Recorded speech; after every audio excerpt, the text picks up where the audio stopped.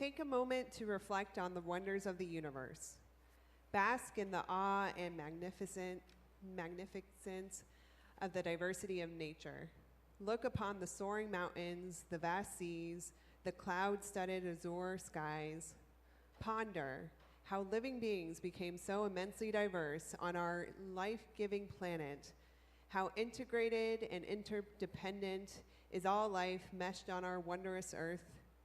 Can we truly fathom the depth of the intricacies required to produce and sustain living beings such as animals, plants, microbes, the engines that support the survival of such diverse life forms on an incredibly insignificant planet, in an insignificant galaxy, in an insignificant corner of an unimaginably immense universe that may possibly be a single speck floating in a sea of universes? The wonders of nature dwells deep in the hearts and minds of all people living on this wondrous rock we call Earth, as it makes its endless journey around a life-giving star we call soul. No matter what we may call it, we give thanks to the awe-inspiring power of nature itself. Representative Kavanagh. Thank you, Mr. Speaker.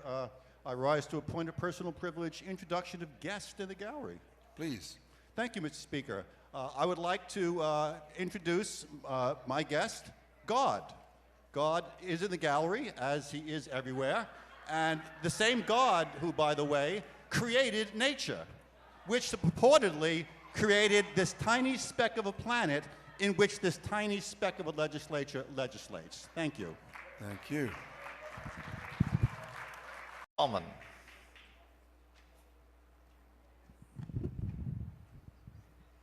Mr. Speaker Pro Tem, Mr. Speaker, I rise for a point of protest.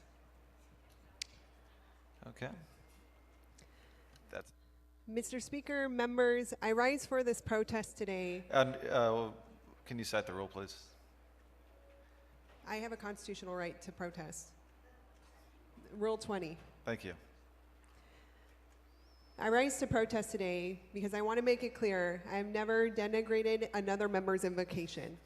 Yet, for the third year in a row, members of this body have belittled my religious beliefs in ways that are humiliating and uncalled for. Yesterday's action by the representative from Fountain Hills mocking my invocation, which was written by his constituent, Anita Ramakowski, violates the Arizona Constitution, Article 20, Section 1, that requires, quote, perfect toleration, and no inhabitant of this state shall ever be molested in person or property on account of his or her mode of religious worship or lack of the same.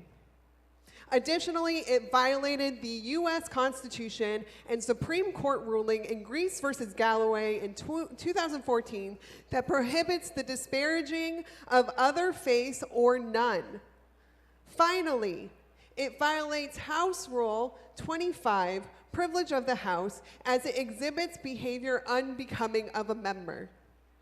The Arizona court has made it clear in appeal in Cochise County Juvenile Action 1982 when it said, quote, we cannot imagine that the legislature would give preferential treatment to one religion over another because one is more established and thus more acceptable than another.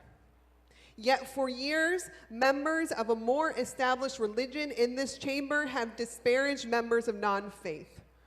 This is in clear violation of our rights. It was in violations of Representative Kavanagh's constituents' rights. My mother was in the gallery, my grandmother. I was so ashamed I didn't even